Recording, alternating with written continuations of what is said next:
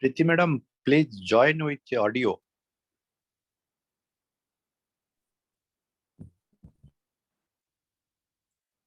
Hello.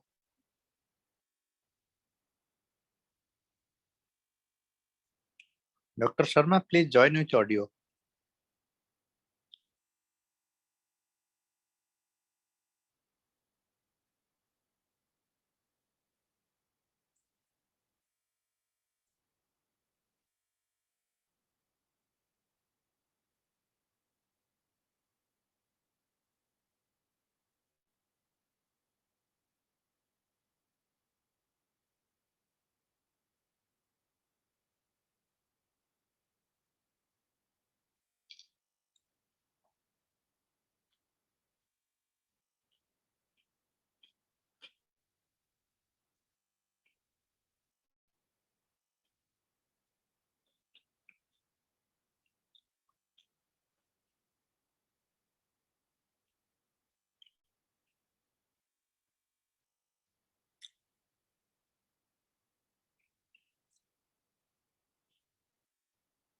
Dr. Sharma.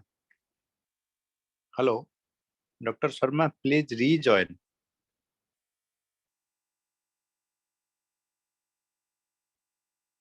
Leave the meeting and rejoin, please. Because your audio is not showing in system.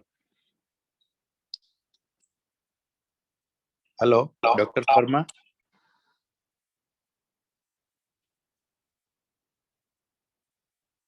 Yeah.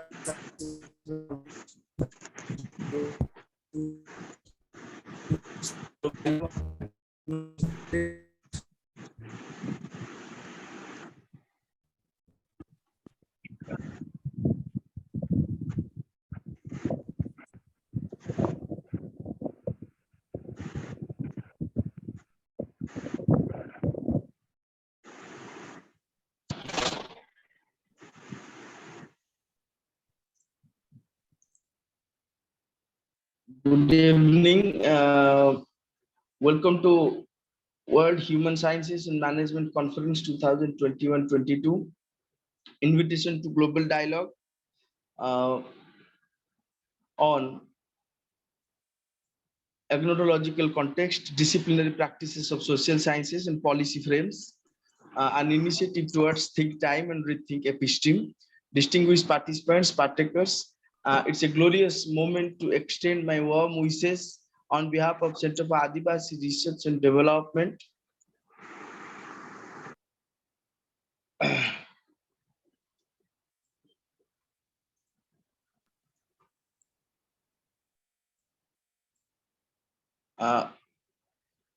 This international conference is built with the intent of active and interactive learning and discussion organized by Center for Adivasi Research and Development, Odisha, in collaboration with Indian Institute of Management, Sambalpur, Central University of Odisha, and Ravenshaw University. On behalf of Center for Adivasi Research and Development, I want to convey my heartfelt gratitude to our patrons, Professor Sanjay Kumar Naik, Vice Chancellor, Ravenshaw University, Professor Mahadev Joyswal, Director, Indian Institute of Management, Sambalpur, Professor Sarat Kumar Palita, Vice Chancellor, Central University of Odisha, and the convener of this largest virtual conference, are eminent Indian historian, Professor Chandi Prasad Nanda, and eminent policy activist, writer, and philanthropist, Mr. Charudat Panigrahiji. The main outcome of this conference is to come up with national and international frameworks for the education system in future. And the crux of this conference will be the use of digital technologies such as artificial intelligence, augmented reality, and virtual reality that is being increasingly adopted after the outbreak of COVID-19. We hope this conference would help students, faculties, researchers, and all to expand their mental horizon and help the education system to adopt the best in future. The Center for Adivasi Research and Development is a leading research-oriented institution promoting ethnographic, empirical, and evidence-based research for engaging and addressing the challenges that 21st century globe is facing today. The prime agenda of this institution is to come up with potential policy solutions for social change while believing in the idea of debate, dialogue, discussion. The institution focus on marginalized communities and work for their livelihood to protect nature, culture, language, and identity in particular. The age of modernity has witnessed that change is the only constant phenomena for societal purpose to enhance knowledge. Our information work for them is methodical and avoid paradoxically framework which is neglected so many centuries from theory to become practice. Our center sincerely believes in the concept of social marketing, which is seriously looking for non-profit and marketing and builds new social entrepreneurship for check and balance mechanism to glorify generations to come. Center for Adivasi Research and Development come to serve with the holistic approach of critical thinking in education to fill the gaps, to plan accordingly for the voiceless communities, for beneficiaries, direct in self-reflecting global South society.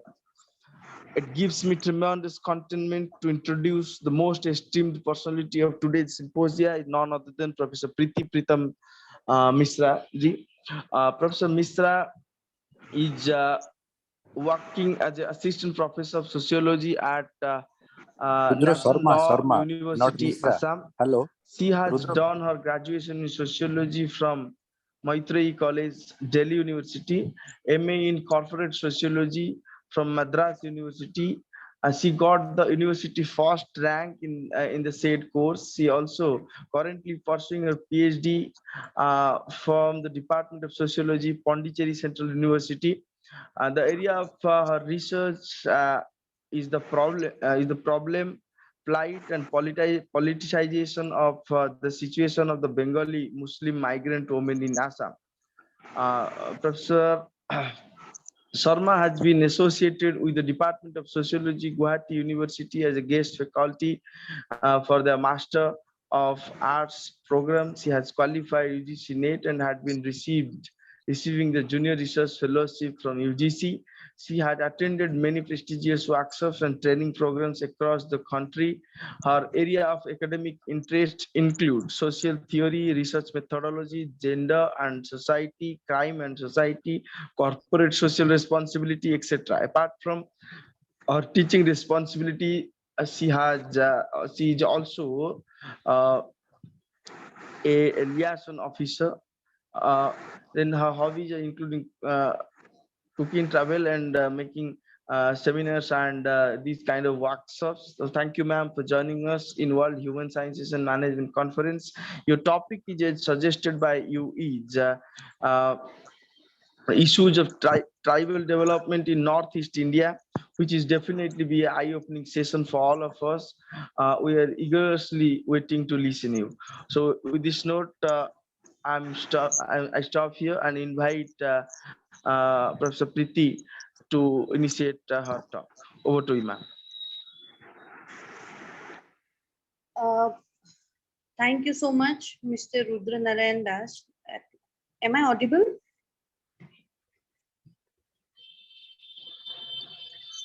Yes, madam. Yes, Yeah. please. Okay, thank you. Thank you so much, sir. At the outset, I would like to thank the center for Please unmute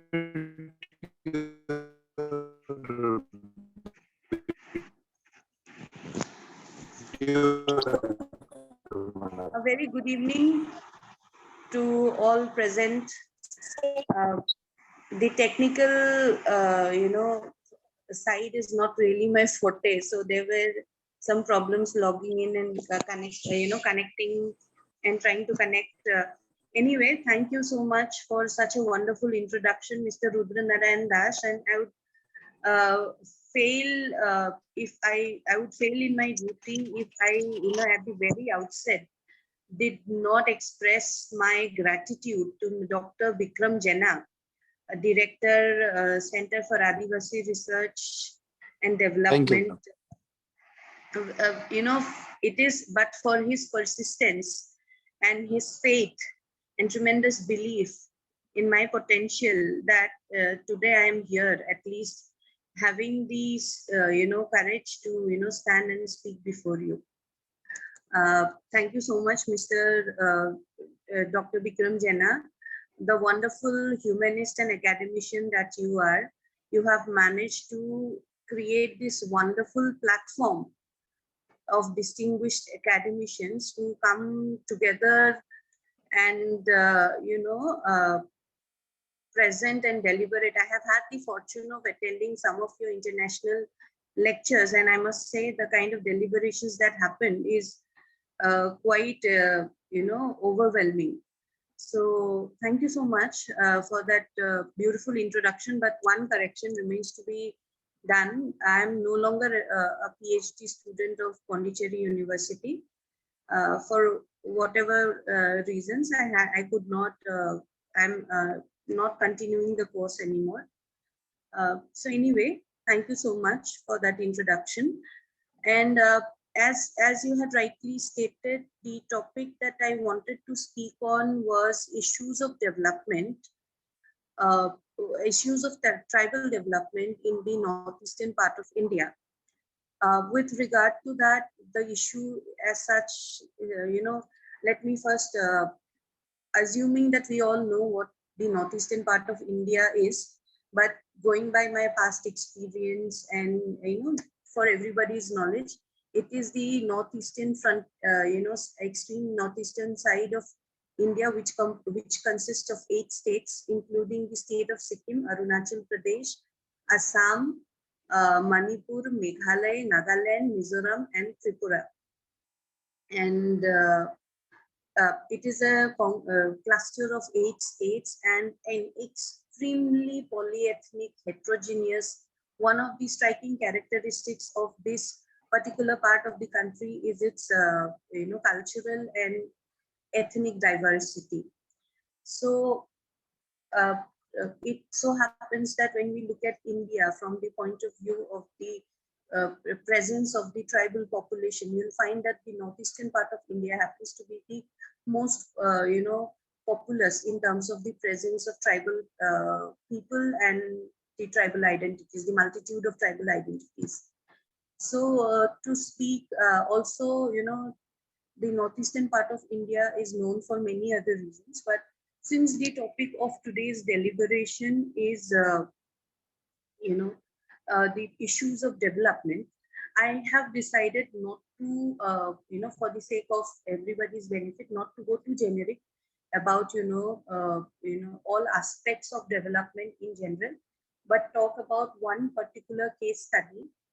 Basically, I want to speak about, I have decided to focus on gender in tribal societies. And in that context, I want to speak on Khasi women and matrimony, drawing heavily from the work that has been already done by stalwarts like, Tiplut, Nongvi and others, drawing heavily from the work that they have done. And for today's deliberation, I basically want to speak about gender relations in matrilineal societies and how and the politics of development that takes place within. Now,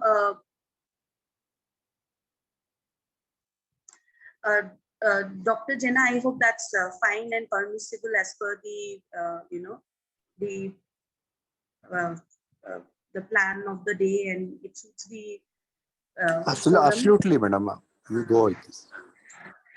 Thank you so much. Sure, madam. Sure.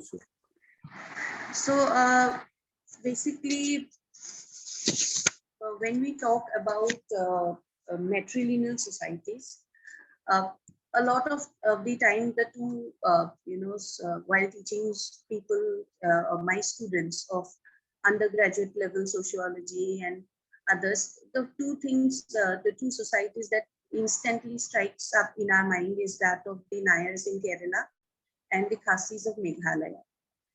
Now, both of these societies have been undergoing tremendous change and transition, thanks to the onset of the forces of modernization, globalization, and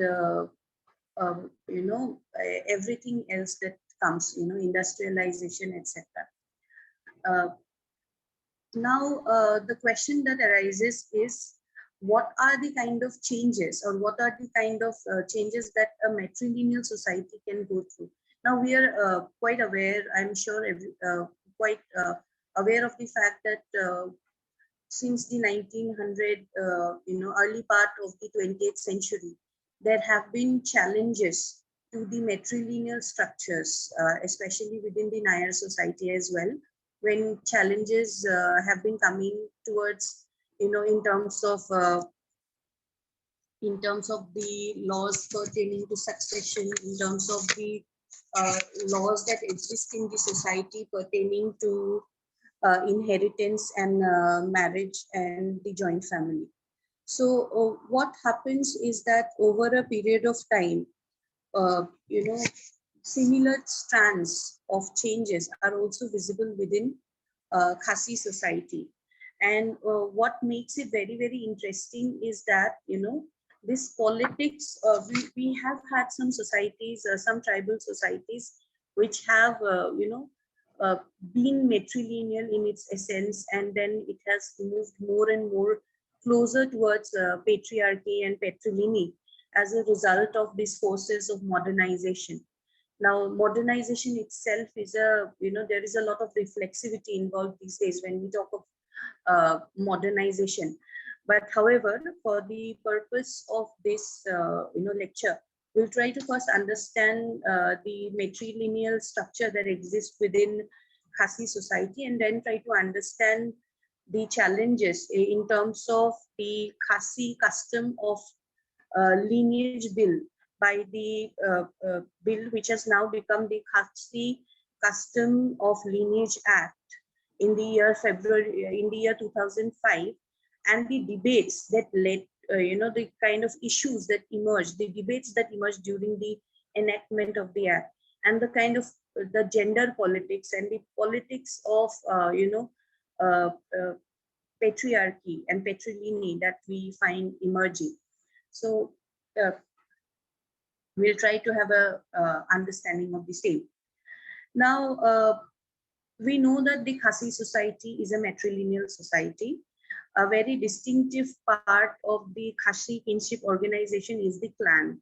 As with any tribal society, it is a very clan-centric society. And the clan, which is also known as the Kur, is basically a matrilineally related and exogamous unit, which provides group identity to its members. Now, a membership of a clan is an absolute mandate or essential feature for a Khasi. A Khasi who does not belong to a clan is considered as a social non-entity. So when it comes to all aspects of Khasi social life, be it marriage, be it succession, be it progeny, be it the structures of social relation, everything is controlled or is clan-centric. And it is very interesting to note that it is said that from the women sprang the clan. So keeping with the spirit of matrilineal, the idea is that it is the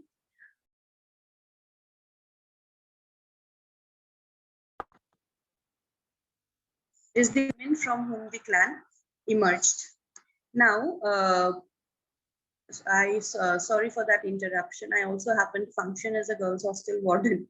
So the phone line is open like all the time and I keep getting calls. So sometimes there might be a little interruptions, and I hope you'll bear with me. Now, the clan is so it is women who are given the responsibility of perpetuation of the clan. Below the clan are the smaller divisions known as Po, that is KPOH, Po, and the Ing. The Po literally means the and is an extended kin group that comprises of all the groups of households whose members trace descent from a single great grandmother. Now, demographic expansion, special mobility, then conversion to Christianity, and the ultimogeniture pattern. Now we know that ultimogeniture pattern is basically inheritance by the youngest daughter. A pattern of inheritance continuously threatens to the unity of members of a Po. Basically, the members of a Po are connected by genealogical interconnectedness.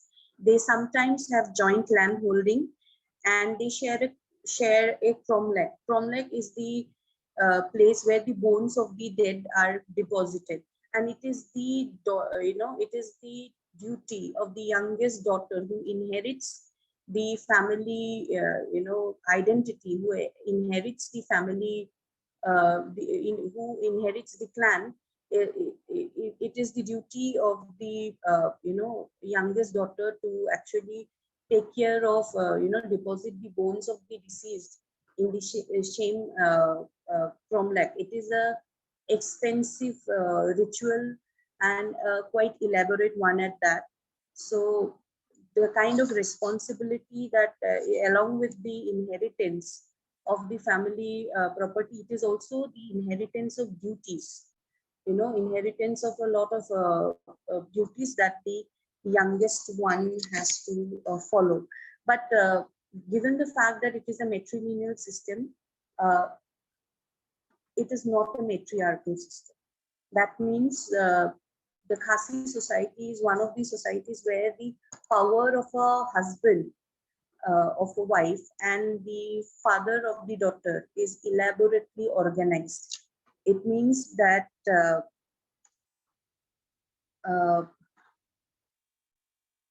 yes, the elder brother, that is the elder brother of the wife, and the elder brother of the wife actually exercises control and authority over the affairs of the ing. Ing is basically the residential unit engaged in the mundane tasks of production, consumption, and reproduction. It is also the center of family rituals, which non-kin members, from which non-kin members are, that is non-consanguineous, are excluded. So basically, though people try to, in the past, many observers have tried to comment on Khasi society as a matrilineal society, but the fact remains that it is highly patriarchal in terms of the power, in terms of though it is matrilineal, the power structure is such that it has it is called as a patriarchal structure. The cultural importance shown to women's reproductive role, the rights over property and domestic space, the relative freedom to enjoy in their interactions with those of the opposite sex, absence of arranged marriage, high divorce and remarriage rates, and their active involvement in the production process, the Khasi society defies the standard sociological criteria such as the invisibility of women's labor or women's oppression from a very, very standard sociological perspective. When we look at societal, we talk about the sexual division of labor, we talk about the the kind of work that is done by women in society. So the Khasi society provides that exception. Here women actively participate in the production process. They're active part of the production process. However, if you look at the cultural notion of men and women, the characterization of Khasi as matriarchal is absolutely misleading. Women are actually considered inferior to men.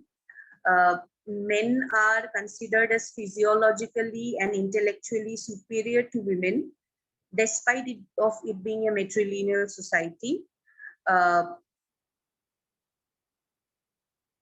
In R.S. Berry's Ka Ginseng Timon, which compiles the Khasi moral codes and rules of etiquette, which was published in the year 1897, and I quote from Tipluk Nongri: "Don't give a woman too much freedom, for worldly wise she can never become. Her womanly grace will degenerate, for she'll unreasonably argue and castigate. She won't bother of consequences big and small. She won't realize what is right, what is wrong. Don't give her too much liberty, for she may lose her dignity." So this is the essence of the Khasi moral codes and rules of etiquette. So it is definitely not a matriarchy, and women are also being viewed as inferior to men. So basically, the agency of language is used to establish, male supremacy. And here, the Khasi family is a unique kind of family because the way in which the authority within the household is divided between the dominant males belonging to the two sides of the family. Despite the centrality of women in the organization of the clan and the lineage, that is the core, authority over family does not lie with the mother, but is shared between the mother's brother and the father. Given that marriage prescribes the co-residence of the conjugal pair, the father not only occupies an important place within the household, but as the provider of the family, he exercises considerable influence over his wife and children. So basically, though the arrangement may appear advantageous for women, the fact remains that the brother and the husband, the brother and the husband are basically, they are in a equally important position of power, and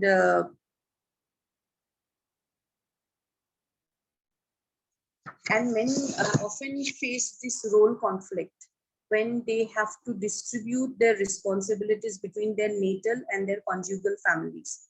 Now, thanks to the influence of Christianity and others, often, initially, this dilemma was often pointed out by many men as to, where does he feel more at home? Is it at his sister's family, or is it with his married family? But with the influence of Christianity and the gradual taking over of patriarchal norms, what has happened is, the conjugal family is appearing to be more strong. Now, the reason I mentioned about Khasi society is basically the debate that ensued with the Khasi custom of lineage bill, which was the brainchild of the Khasi Hills Autonomous District Council. Now, in this particular bill and the debate that ensued, actually, showed a side of Khasi society and a side of gender politics, which I think is interesting to note in the context of modernization, globalization, capitalism, patriarchy, and traditional indigenous societies. How do gender relations or how do traditional social formations continue in the context of these greater forces? The Khasi custom of lineage bill was the brainchild of the, as I already told you, the Khasi Hills Autonomous District Council. In statement of objects and reasons, the bill categorically states that the legislation is now, it has been called as a bill because the debate, is of the time when matrilineal movement, that is from the year 1990s, debates were going on. Later in the year 1990 came a ratified act. It became an act, but nonetheless, since we are talking about the debates that ensued at that point of time, hence the use of the term bill. The bill categorically states that legislation is meant for protection of their interests and to prevent claims of Khasi status by unscrupulous persons purely for the benefit, concessions, or privileges conferred on the Khasis as the members of the scheduled tribe under the Constitution of India. In other words, the bill sought to do was to give a legal definition as to who is a Khasi. This particular bill had been rejected twice earlier because was not ratified by the governor, and because of not receiving the governor's assent, because of the tremendous protests that broke out from different student organizations, it had to it could not succeed, or it could not see the light of the day. Later on, again, these efforts were started. So what is this disenchantment with the matrilineal system, which seems to be so advantageous for women and men both? And what was it that was so wrong with the bill that it led to so many such a string of protests over so long period of time?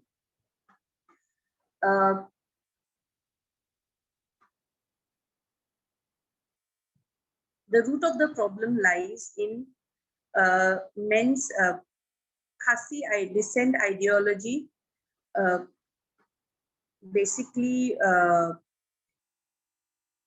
fear, or at the root of the problem lies the men's fear that recognizing children born out of a Khasi mother and a non-Khasi father as Khasi would not only encourage inter-ethnic marriages to proliferate, posing grave demographic and economic risks to the society, but would also endanger their ethnic identity. So basically, as per the section 3, 1B, enshrined in the Act, which says that children born of a Khasi mother and a non-Khasi father were to be considered as Khasi. And this is what led to the tremendous protest, because they believe that,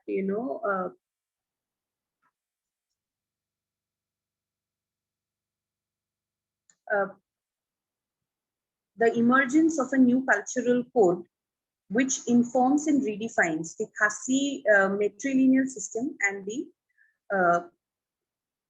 position of women vis-a-vis the prohibitions of marriage that exist in the society and that have to be implemented. Again, this idea of sanctity of the community, sanctity of the womb, equating women to a reproductive, to their reproductive function.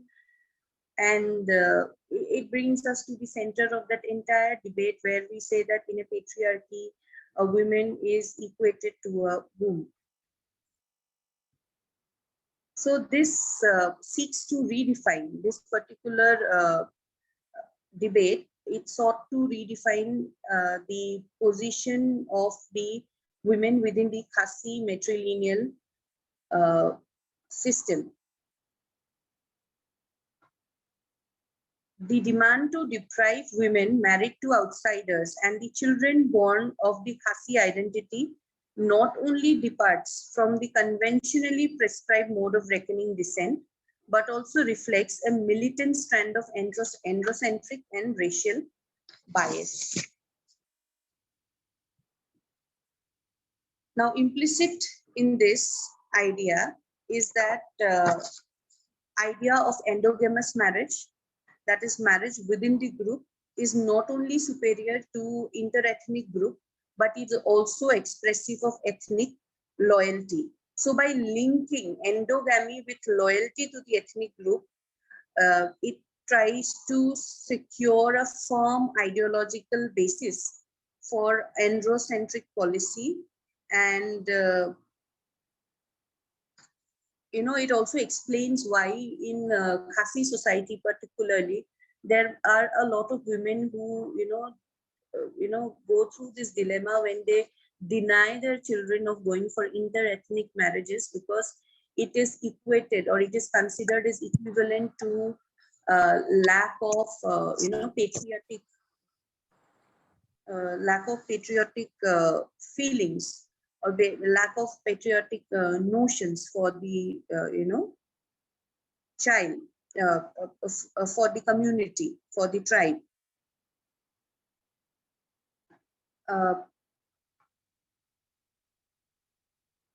The lineage bill appeared to have fully anticipated this eventuality that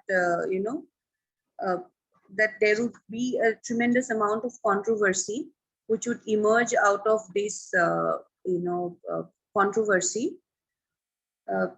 Questions like, can they really love the Khasi community when they marry a non-tribal?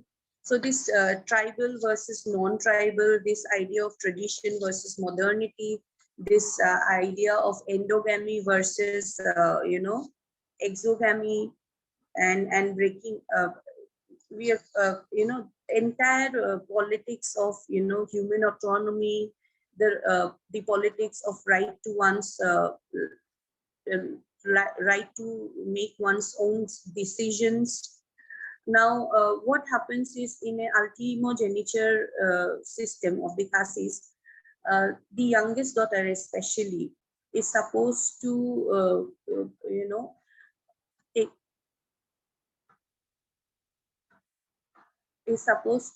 take care of the, entire clan, and she's supposed to do that in connection. She's supposed to do that in connection with her, in consultation with her, brother and her father and her husband, her brother and her husband.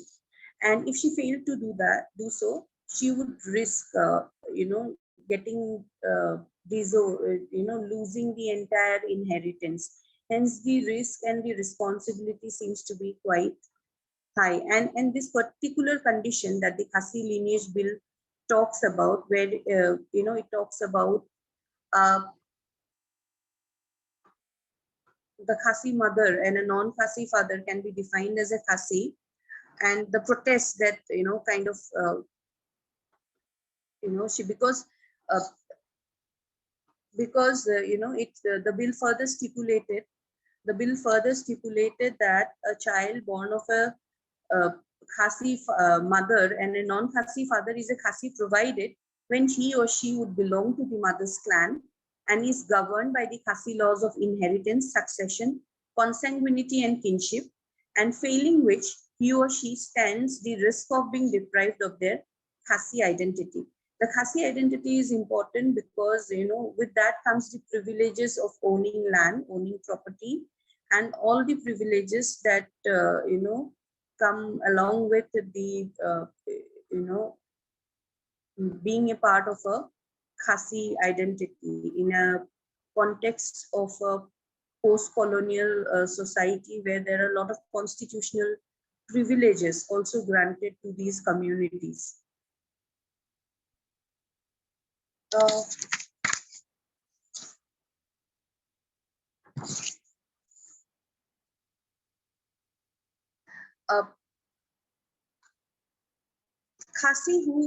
Khasis who became Christians were not debarred from the Khasi identity, provided they could retain the Khasi customs and practices.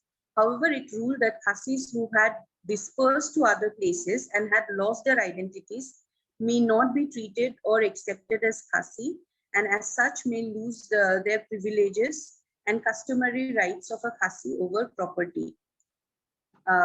That is by privileging culture over biology. Biology is basically the right to,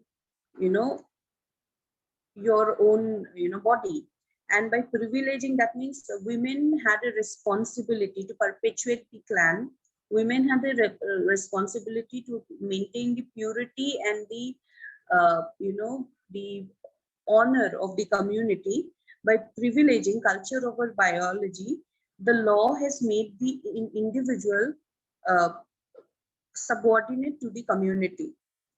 However, recognizing the inevitability of interethnic marriages, it prescribed that the children born of such unions are incorporated into the Khasi society, lead a Khasi way of life, and abide by the Khasi customs and practices. The process marked the first, this process actually marked the first intervention by the state into the sphere of the family. For women, this process had important consequences in the context of the Khasi society, a matrilineal society. As for the first time, the status of a child born of a Khasi mother was questioned. It was for the first time during the debates that ensued in the context of this particular act. It was the first time the legitimacy of a child as a concept gained any kind of social recognition or any kind of relevance or recognition in the Khasi society. In the Khasi tradition, there has never been any dispute about the social and legal status of a child born of a Khasi mother, irrespective of who the father was. In fact, as per the principles of Khasi law, the children belong to the mother and all children belong to their mothers. So there is no problem of illegitimate children among Khasis. In contradiction to this basic idea of Khasi law, the observation made by an Anglo-Khasi bureaucrat, David Duncan, in his memorandum that the race is ruined because of the totally unfettered freedom of women. They're getting fatherless children heedlessly, for there is no more control over inheritance. So when one tries to interpret through the eyes of the scholars, these particular controversies that ensued with regards to this particular law, first three very, very disturbing facts emerge, nonetheless facts, or ideas emerge, not facts, ideas emerge. Illegitimate children do not deserve any social consideration. The fault for illegitimacy lies solely with the women.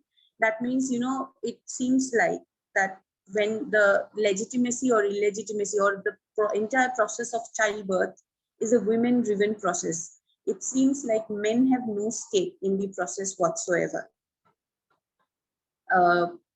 The dishonor and degradation allegedly caused by the women results in dishonor and shame to the race. Again, equating women with a womb, her sexual behavior ultimately, or her sexuality becomes a cause of concern for the entire community, that there is a need to regulate it, and brings us back to the central, a lot of these debates, about regulating women's bodies, regulation of sexuality and everything.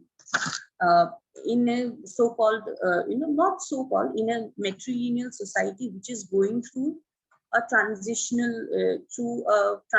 of and process of modernization.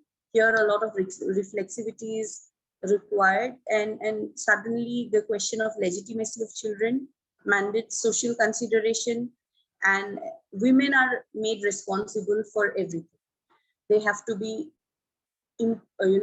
active members of the production process.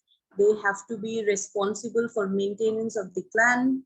They have to ensure that the reputation and the honor of the clan is retained by marrying tribal men. So all the responsibility for social perpetuation is kept on women, and at the same time, men have all the authority in terms of, it is their advice and their consultation based on which inside the household, inside the conjugal household, it is always the man being the provider and, the powerful being that he is. He enjoys authority, and even within the natal family, it is the sister's brother who enjoys a lot of authority.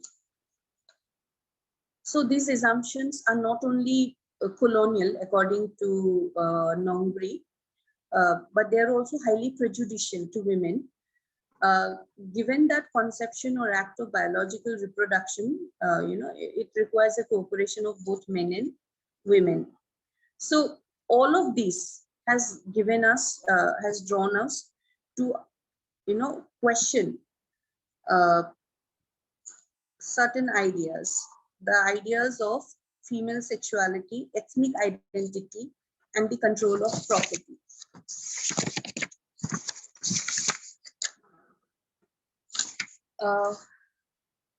As the women is the focal point through which descent and inheritance is transmitted in a society, it is vital that her sexuality is strictly guarded.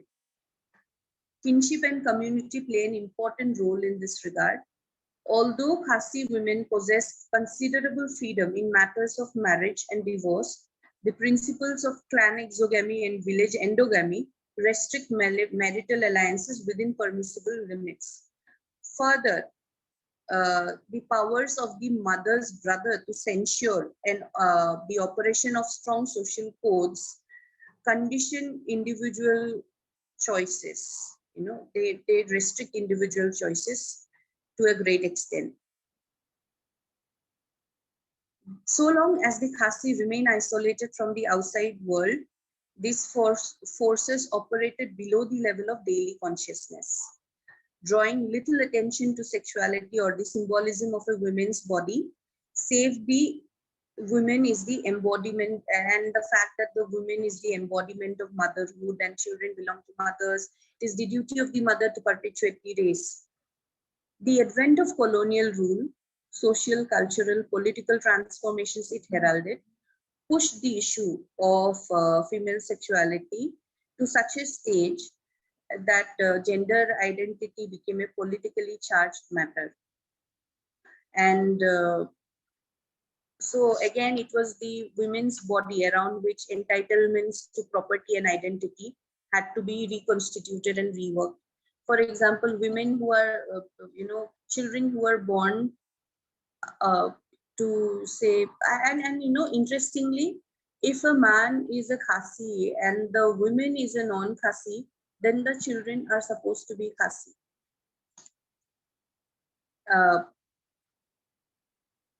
To the Khasi, the central defining feature of their identity is the matrilineal system. Today, when we talk about, in a general sociological parlance, when we talk about Khasi society, the first thing that comes to anybody's mind is the fact that it is a uniquely placed matrilineal system. And women, as such, have a bigger responsibility in terms of perpetuation of this system. To preserve their identity, it is so-called considered vital that the sexuality and the products of her body are community controlled. So her body ultimately gets controlled by the community. And once again, it is sort of like a movement back into the feudal era.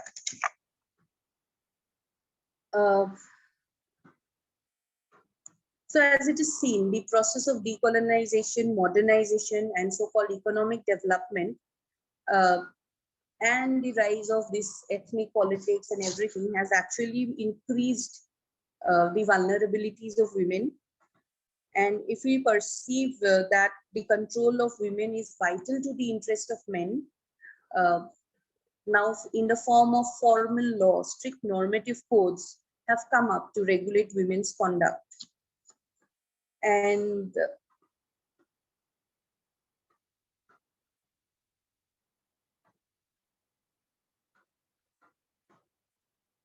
in the name of protection of identity and tradition, the state has come up with standards that grossly devalue women to the extent that the state machinery is dominated by men. Another very interesting feature of Khasi matrilineal but patriarchal system is that women have very little participation in politics. Be it local politics, be it state level politics, there is very little participation of women in politics. And that has ultimately backfired or been proved to be counterproductive for women, because politics as a space is dominated by men, and hence men are using this space to create tools, to create legislations which further the interest of strengthening patriarchy, further the cause of strengthening patriarchy. So these facts just go on to exemplify the gendered nature of the state, and also the ways in which, in the name of development, there are multiple issues that require the attention of the state, but it has been selective in, bringing up issues for legislation. It is a fact that intermarriage between Khasi women and non-tribal men, there is a high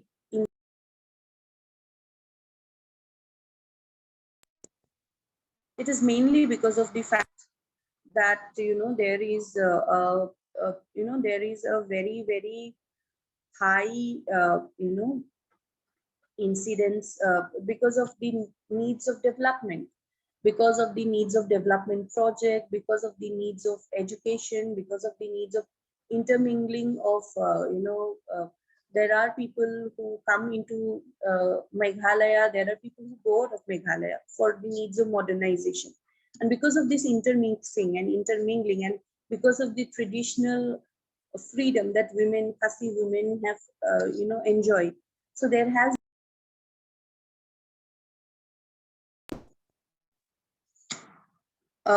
the root of the question of female sexuality and the valorization of ethnic identity, in fact, also we have to keep in mind that inter-ethnic marriages is part of that universal process of modernization and urbanization.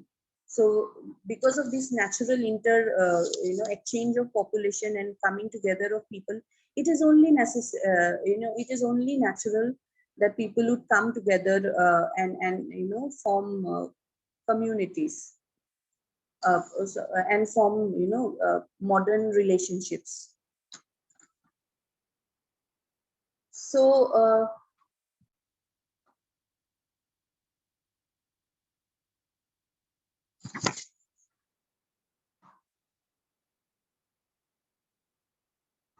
Roy Burman had noted that the active movement of migrant population in the northeastern states could lead to consequential problems, and the consequential problems that would need to be solved by social workers. And one of the problem is that because of this growing, there is this trend of growing number of unwed mothers in the region, and as a result of exploitation of tribal girls by non-tribal men in their struggle for livelihood and security of their family, many women have fallen victim to non-tribal men who, under the pretext of marriage, have used them for their own benefit. So instead of booking the culprit and tackling the problem at the socio-economic and developmental levels through raising of consciousness and eradication of female illiteracy, poverty, unemployment, which are at the root of the matter, the laws try to, there is a demand for laws that, impose strictures on the victims.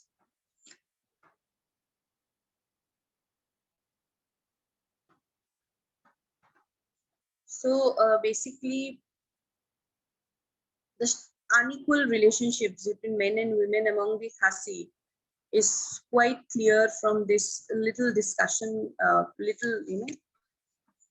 case that we have discussed.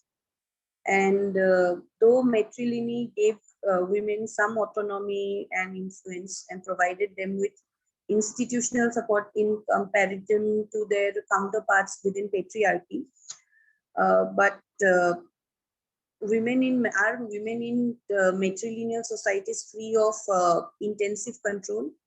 There is a big question mark there. And as children recruited into the descent group are through the mother, so a women's sexuality becomes a bigger issue, not only of the family, but also of the community.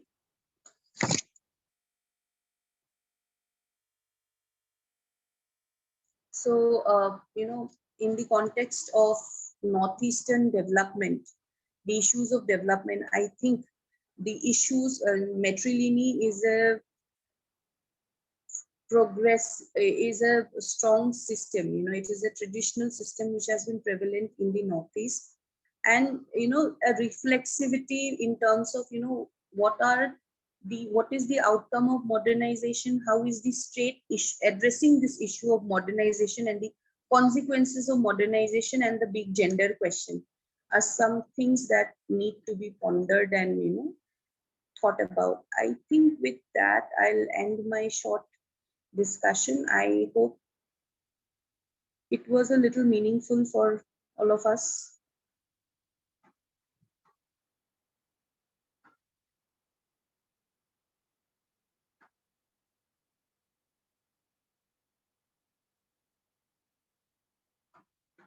Thank you so much.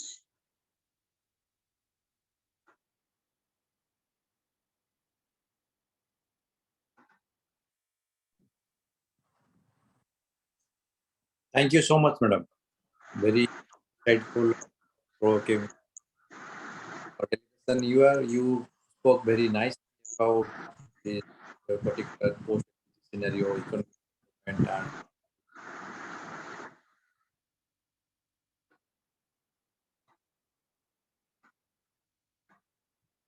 a little bit concerned about what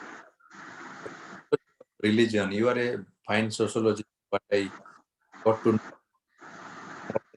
57 minutes of your talk. Actual the sociology of religion. Pardon, sir? Sociology of religion. Yes, sir.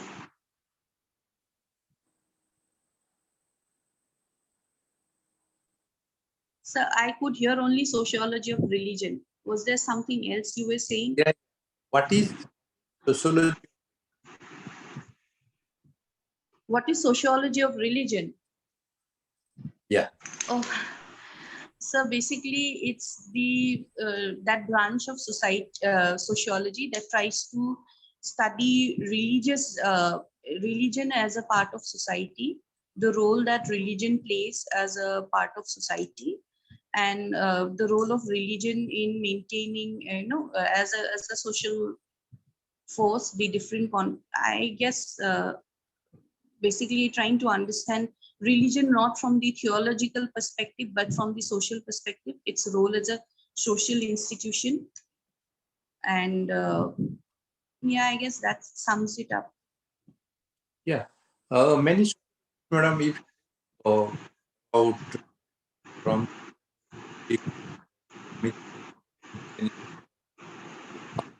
most sociology globe now, particular the social aspect of So your voice is breaking for some reason. I guess I have a network connection problem in my end. okay, now you can hear properly. Yes, I can. Okay. If you read about Sundar and particular my friend also, she's working in IIT Bombay. These people must heard about during elections. Every aspect of elections, in particular, BJP. These politicians are using term quote unquote double engineering and social aspects, social issue. Sir, I'm so sorry. I'm not able to hear you.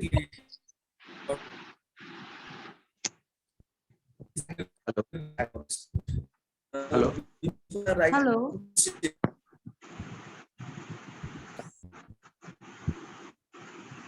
Madam, can you hear me properly now? Yeah, I'm able to hear you now, but suddenly it breaks off. Okay, don't worry. I think some technical perhaps. No, now I'm able to hear you, sir. Now I'm able to hear you. No, okay. So I want to know what is the prospect of social engineering in terms of caste, community, language concern. May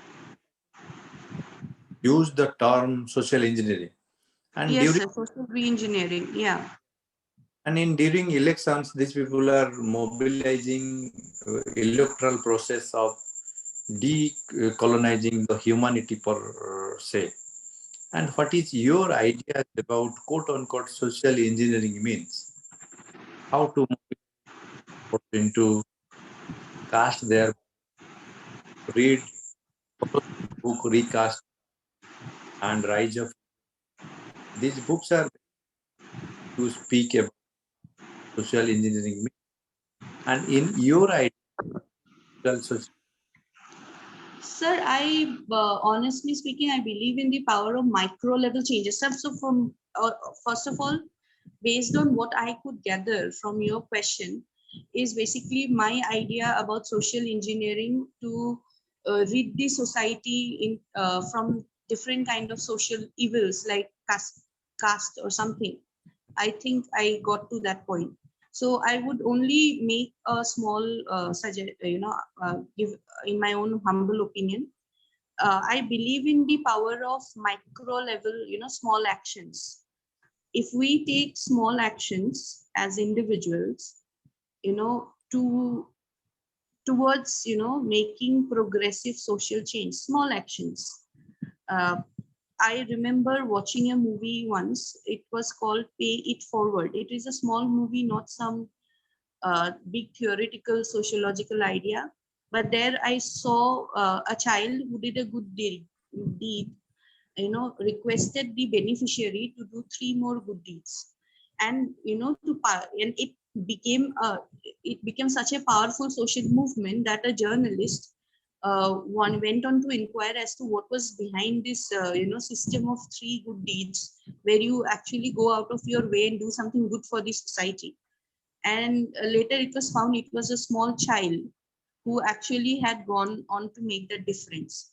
So I believe in the power of micro level changes. I believe in the fact that if we take, day to day activities of ours are moving in the direction of some kind of progress, if we are able to break those social stereotypes, if we are able to break those rigid, ideas, and in our own small way, if you are able to take steps, probably that will make a big difference in the long run. Sir, have I answered your question? Thank you so much, madam, for connecting with and giving an insightful and thought-provoking. Thank you so much. I would like a to question. go. I have a question. Yes, please. Actually, ma'am, thank you for such a wonderful lecture.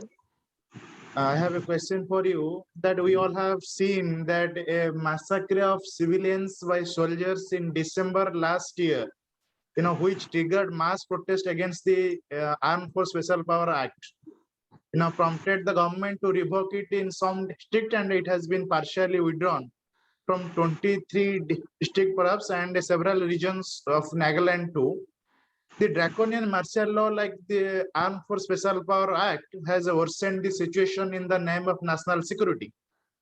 We all have seen that activists like Iram Chanu Sarmila and her long protest for the repeal of such law cannot be ignored so far as the women's safety is concerned in particular. How do you look at the relationship between the Armed Force Special Power Act and the northeastern region, which is connected to the Indian mainland through a chicken neck? Is Armed Force Special Power Act need to be permanently withdrawn for the development of that region? Your comment on it, ma'am. Sir, first of all, this is a topic about which I am not very knowledgeable about, and I would do the forum a great dishonor if I were to, air my uninformed or unresearched opinions on a forum like this. As a citizen, I am concerned, but since I am not an expert on the issue, I will refrain from making a comment on the subject, sir.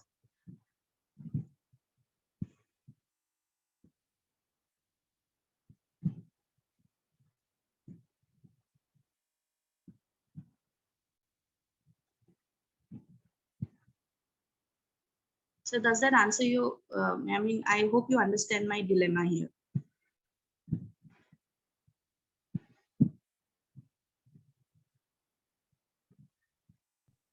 Any other reaction, Mr. Shubham?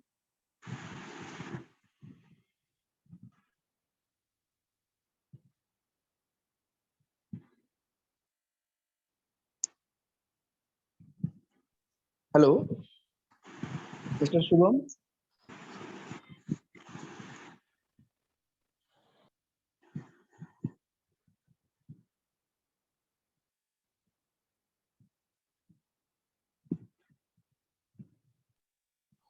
Dr. Jaina, can I conclude the meeting?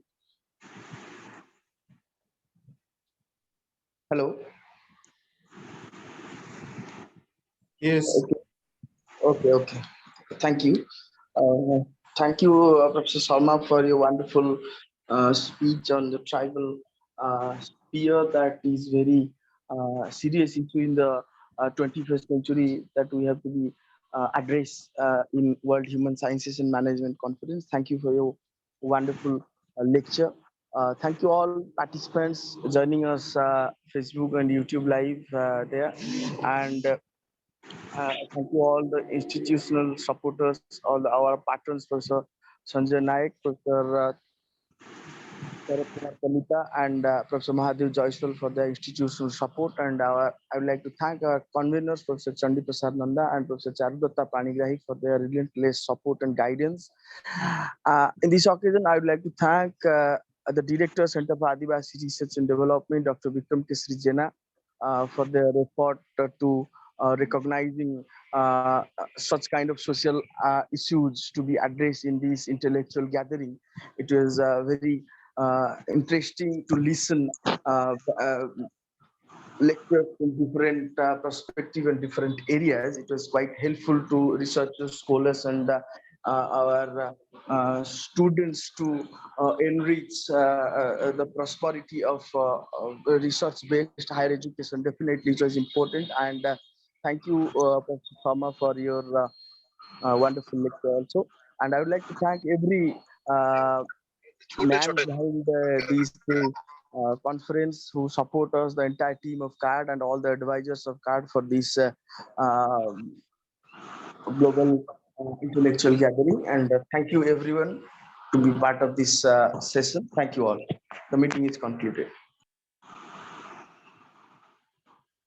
इतनी अच्छी नहीं होती, उनको और तकलीफों में जाना पड़ता है। तो अगर हम लोग